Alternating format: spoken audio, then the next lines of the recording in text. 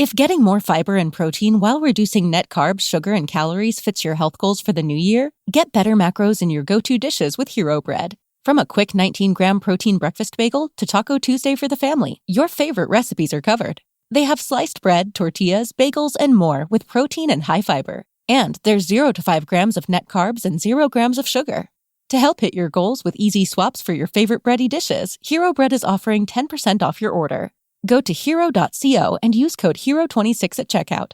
That's 10% off with code HERO26 at HERO.co. All figures per serving of Hero Bread contains up to 18 grams of fat per serving, not a low-calorie food. See nutrition facts on hero.co. Edit audio. I have to have an hour where I give to myself. I have to have an hour where I fill myself up because I'm constantly being depleted everywhere I go. Everyone wants something. It's this, it's that, it's all the things.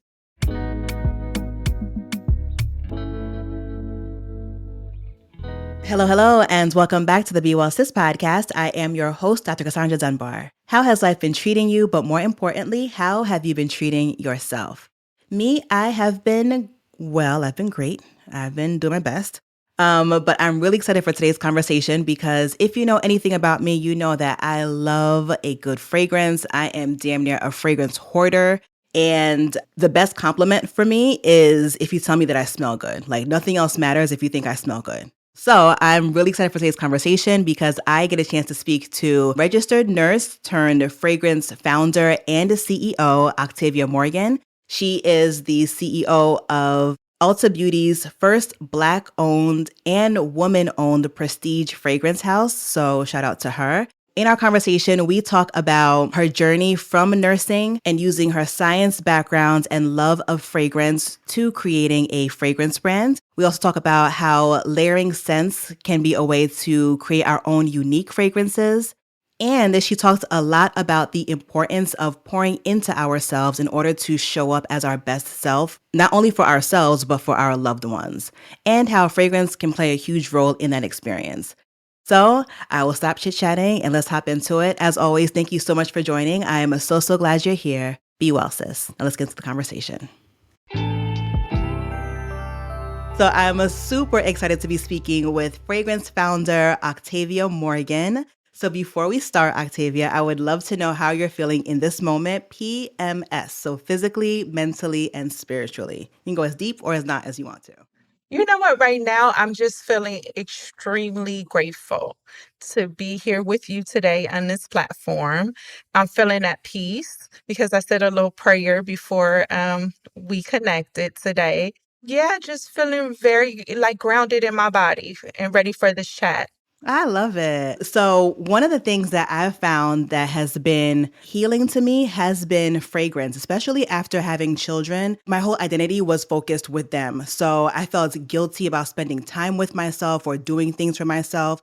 And the way that I started to recenter myself is by fragrance. The simplest thing was a shower. So taking a shower with like my smell goods and then taking a little second to then apply something that smells good. So I'm really, really excited to talk to you, especially because I think we don't talk enough about how healing just fragrance can be. So I know your journey has been really interesting because you are a nurse. Talk to me about the transition from nursing into being a fragrance founder. My journey started with this fragrance brand started almost 10 years ago. And it was because I started to develop fragrance sensitivity. And so went to the marketplace to find a clean or natural alternative and really couldn't find what I was looking for. I was raised like, if you can't find it, then you make it, right? You make it. That was kind of like my grandmother's philosophy. So I had my science background, being a nurse, we take a lot of chemistry and, just all the things, all these science classes. But my grandmother was a herbalist, and I grew up in the kitchen with her, and she was making all of these concoctions and all of these, working with these botanicals and plant extracts. And I kind of put that together. I was a hospice and palliative care nurse. So I dealt with a very vulnerable population, right? Extremely sensitive, but I still wanted to smell, I still wanted to have my smell goods. So when I would see my patients, two things I would do. I wear a bright pink lip. right? So I Mhm. would wear like I had a uniform, my pink scrubs, black scrubs. But every time I came in, I would have this bright pink lip and I would always put on something to smell good, right? To kind of lift the mood of my patients. And so my first fragrance that I ever created is called Legendary. And Legendary was created because I wanted to wear my fragrance for my patients, but I wanted something that was kind of non-offensive. I didn't want it to come in the room and it waft and my patients had these reactions like to the scent that I was wearing. I want something that was a little grounded, a little spicy, woodsy, but very neutral. And so that was my first creation that I made, and it was really because of my background being a registered nurse. You know what I like about your brand is that it's using like natural things. But when I think about like a natural scent, I think of like just essential oil. So like tea tree oil, eucalyptus, and those have their place. But like to feel like sexy or sensual or to tell a story about how I want to feel that day, like I don't want to go to those things, but I still can smell good using your fragrances. I love that so much. So your first fragrance was Legendary. What is your first like fragrance memory, even in childhood? Because I feel like a lot of our childhoods set the foundations for our future, whether we know it or not.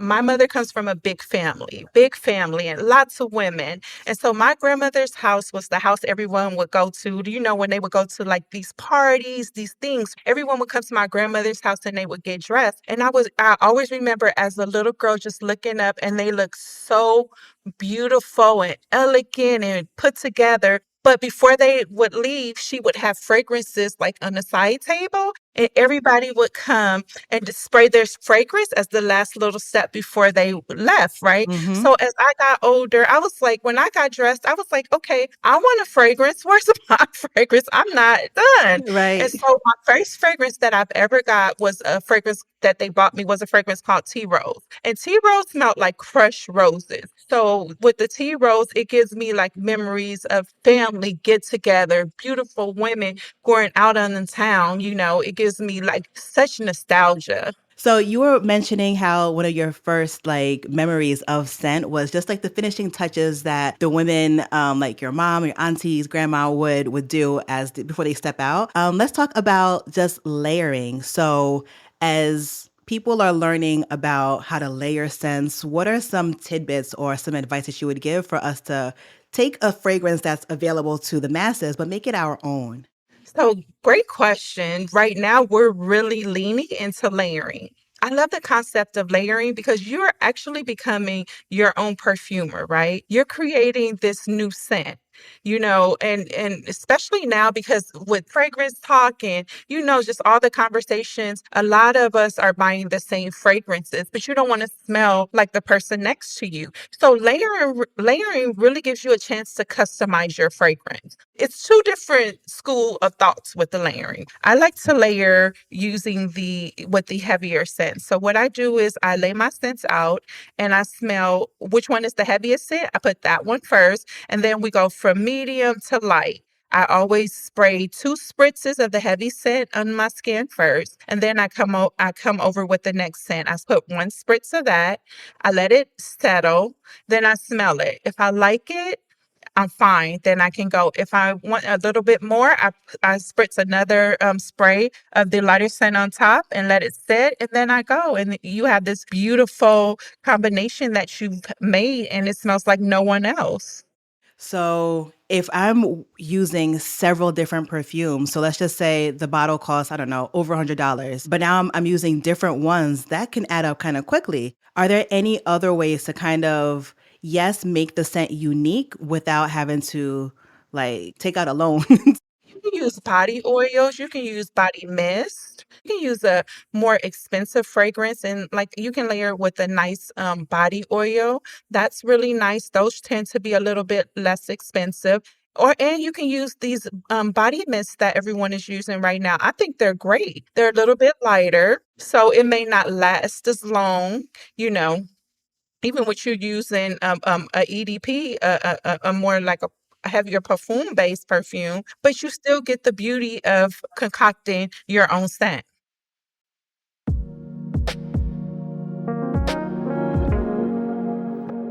So I kind of want to go back to your journey going from nursing to now being a fragrance founder. I can imagine that making that pivot can be like emotionally taxing, maybe even financially. How did you navigate that transition?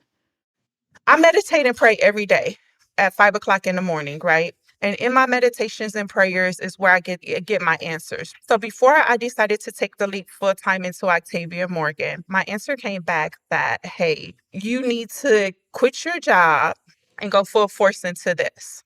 I was extremely hesitant. I was making great money. I had a solid career. I have been doing this for at least 10 years. And I was like, you know what? I don't know if I want to do this. I don't know if I want to do this. So instead of working full time, what I just started doing was taking contracts. So I had one contract and it was only supposed to last 3 months.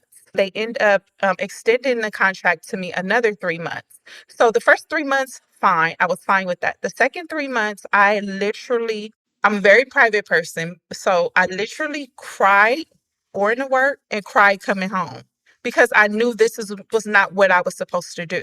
I was supposed to do the other thing, but I was very much fearful of the uncertainty of the what ifs. I know that this is guaranteed. Why can't I do both? I love God, but I wanted the bad ones that want to bargain with what he tells me, right?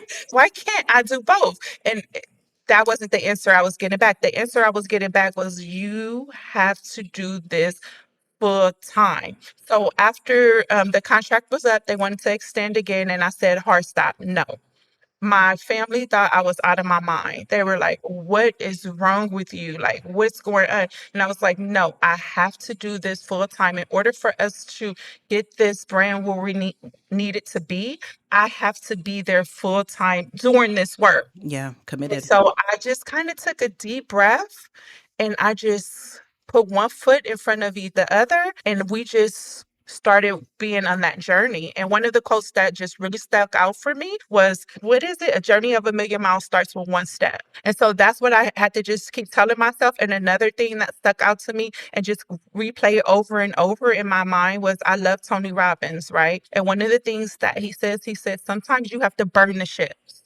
You have to burn everything to know that you can't go back. You can only go forward. And so that gives you more drive, more push, more determination to get it done. Now, in hindsight, looking back, I can see why people thought like you're out of your mind. In essence, was a novice perfumer, right? I took some classes, read some books, got a mentor. I'm not formally trained. These people train for years to do what it is that I do, but I knew that I had something, an expression to get out of me, and I wanted to get it out and give it to the world. And so I knew that, formal training or not, this God had given this to me, and I had to see it all the way through after I said yes. Yeah. Ooh, that's powerful because that fear is so real. I think a lot of us have things that are on our hearts that we want to do, but that fear is crippling. So hats off to you and to all the other people who really listen to their gut, listen to their God, and do the new thing, even despite the fear. That first step is always the hardest step. The first step is always the hardest. If you keep walking and you keep your head down and you just do what it is that you need to do, you'll be surprised how many things open up for you and how that fear is not even real. It's just all in your mind, right? Mm-hmm. For us to get to where we started to where we are now, I tell people this is above me. I worked hard. However, the things that have moved for us to get to be positioned where we are, I know it's above me, but also I know that I was very obedient, Mm-hmm. even when it was hard. That's another thing that we forget about. We forget about our word. When you say yes, when God gives you an assignment and you accept it, then you have to see it all the way through because you gave your word. Yeah. And on top of that, you need to be obedient. Even when you don't even know sometimes it was days when I would be like, what is going on? Like, why am I here? Even if it's slow movement, you keep moving. I'm not saying all the time it's like a fast pace, right? It's not always fast. Sometimes I tell people when you're on your road, sometimes you're so weak because there's so many things that have happened. You're literally crawling on your belly, but you're on the road. Don't get off the road Yeah. because eventually you'll be able to get on your knees, you'll be able to stand, you'll be able to run. Yep. A lot of times we think that success means that we are constantly sprinting, that like we're making really big, like giant leaps of progress consistently. And to your point, sometimes it's not. Like we might be moving, might be crawling a little inch by inch, but it's still further than we were before. So I appreciate that reminder. Exactly. The other thing is you have to believe. You have to believe in what it is that you're doing almost to the point where it's almost you're delusional, even though you're not, because when you're bringing something that you have in your mind and you're bringing it into this physical world, that takes a lot of power, a lot of attention, right? And you have to hold that because those around you don't have your vision. The vision wasn't given to them, but they're here to support you through the process. So they have to feel your energy. They have to feel your drive. They have to feel that so that they can believe and they can help you continue to push your mission, whatever that mission is.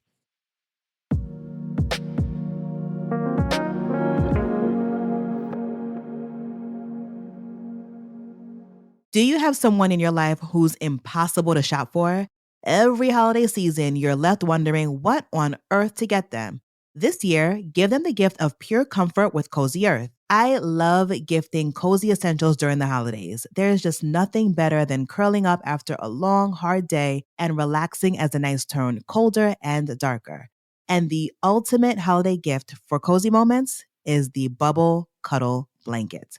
It combines comfort and style with its mid-weight, extended plush pile, and ultra-soft faux fur feel. It's ideal for snuggling by the fire, movie nights with the family, or adding a touch of luxury to any room. I received mine, friends, and I have been loving it. I'm already a snuggle bunny, but this has added to my Sunday lounging, and all of my rugrats cuddle up with me. So get yourself and the ones that you love one as well. It's truly a gift they'll enjoy all year long. Black Friday has come early at Cozy Earth. Right now, use my code BWellSis to save 40%. These deals won't last, so start your holiday shopping today. And if you get a post-purchase survey, be sure to mention you heard about Cozy Earth right here. Wrap the ones you love in luxury with Cozy Earth. And you mentioned that you pray and you meditate every day. And I think a lot of times we don't consider those being wellness practices, right? So outside of that daily prayer and meditation to like center yourself, to hear what's happening in your own mind and also to hear from God, what are some other ways that you pour back into yourself? Because I could imagine being a founder is intense. So what do you do to care for you? So for me, I also do what they call qigong. It's like a movement. They call it a walk-in prayer, and I do that because it helps to move the energy through my body. Mm. Get up in the morning, meditate. I light candles, light incense, and I have a little area. I meditate. Then after I meditate, I pray. After I pray, then I do affirmations. I'm pouring into myself. I'm telling myself all the things. Then after I do that, then I'm sitting and I'm envisioning what it is that I want to happen for not just myself, but for my business, for anything that touches me. I am setting a vision. What is this that I envision? And I sit with it until I get the picture. Then after that, we're gonna do some movement. We're gonna do some qigong.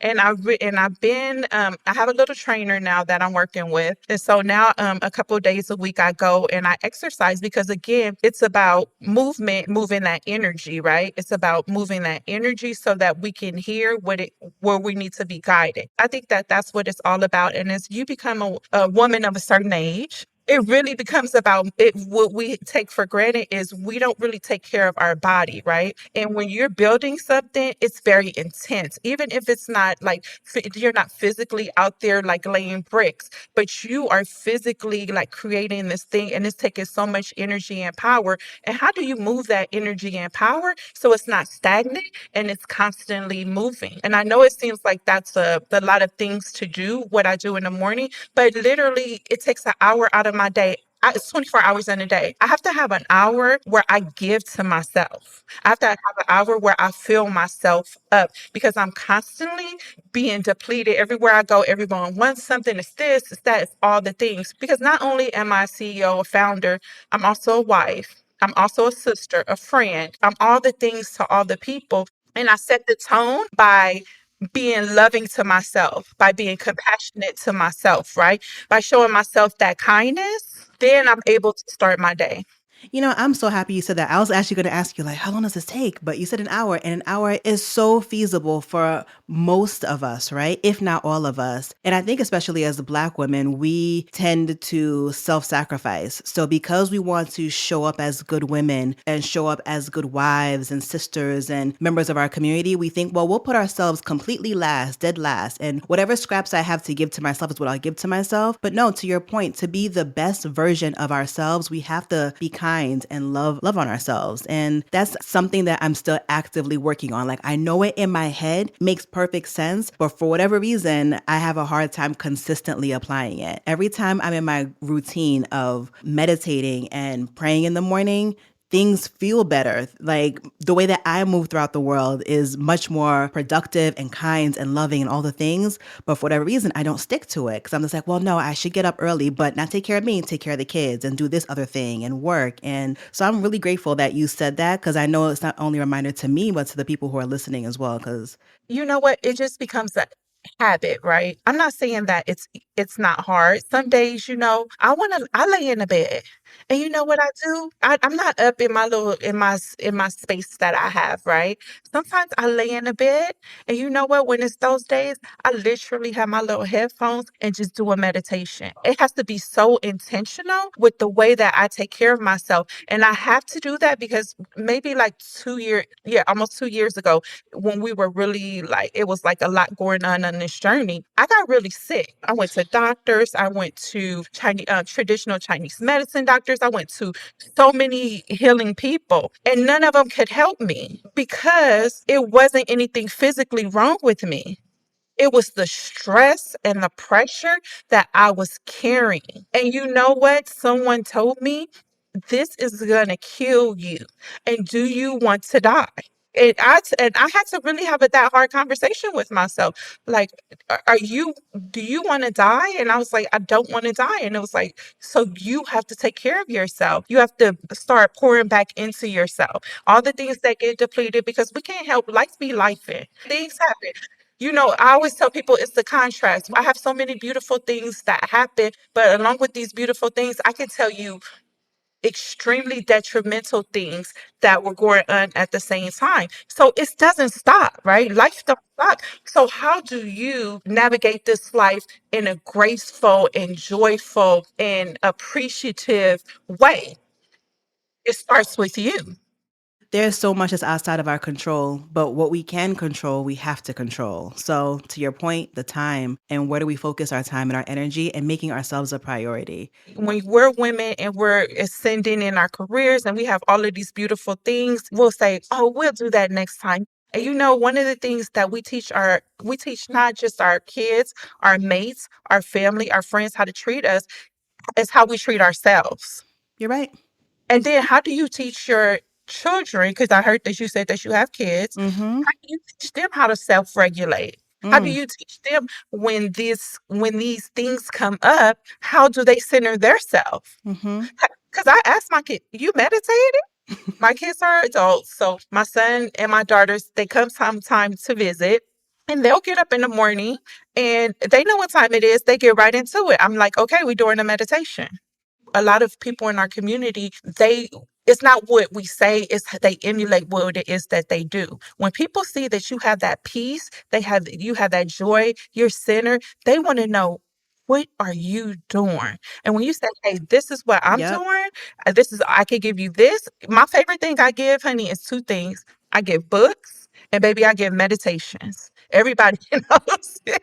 I will send you a meditation, and I will send you a self-help book. Like, I love it. I love it. Like, there's nothing more valuable than like what's up here, right? So of course, you're giving them like the gift of clarity of mind, of peace, of all of those things. Oh, I'm a steal that.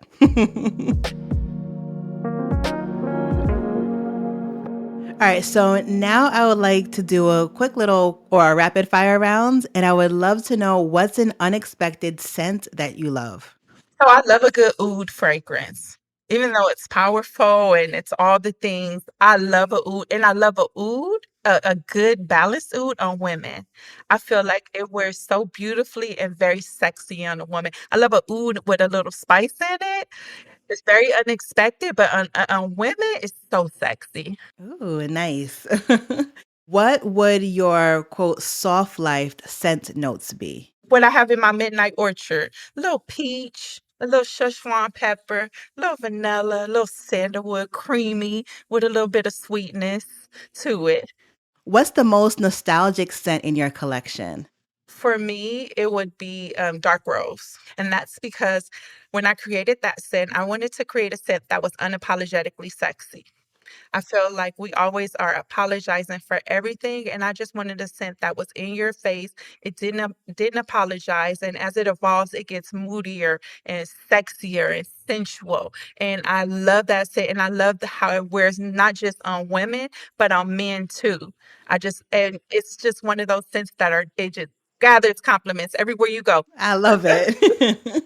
So, if you had to recommend, and this is like a blanket recommendation to the woman listening to this podcast, what would you recommend as like her introduction to Octavia Morgan fragrances?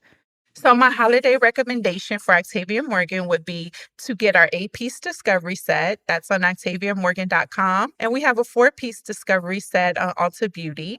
And my other recommendation would be to get Dark Rose. That scent is bold and beautiful and sexy, and it's great for this time of year. It's going to get you so many compliments, and that's for men and for women. And my last recommendation would be our Vanilla and Supreme. That one is amazing. That's all year round, and it's amazing for layering. Thank you so much, Octavia. Is there anything you'd like to leave the audience with before you go? If you have a passion, and even though it seems like it's unobtainable, even if you do take an hour out of your day every day to do something to feed that passion, to feed that business, to feed whatever that is, take that hour and pour into what it is that you want to do, no matter what it is. Nothing is out of reach for anyone. I am living proof that if I can do it, that you can do whatever it is that you set your mind to, but you have to give yourself 30 minutes to an hour to pour into whatever it is that you want to do. Thank you so much, Octavia. So outside of your website and Ulta Beauty to purchase the fragrances, is there anywhere else that the people can find you online? So just our website, octaviamorgan.com. We are in over 700 Ulta Beauty stores, and we have a store locator on our website. Thank you so much for your time and just for your spirit. Like, I love your energy, and you gave me a lot of food for thought that I need to apply to my life. So thank you. I appreciate you. Thank you for listening to this episode of Be Well Sis. If you'd like to get in touch with us, there's a link in the show notes. Be Well Sis is hosted by me, Dr. Cassandra Dunbar, and produced by Edit Audio. Don't forget to hit follow so you never miss an episode. Until next time, be well, sis.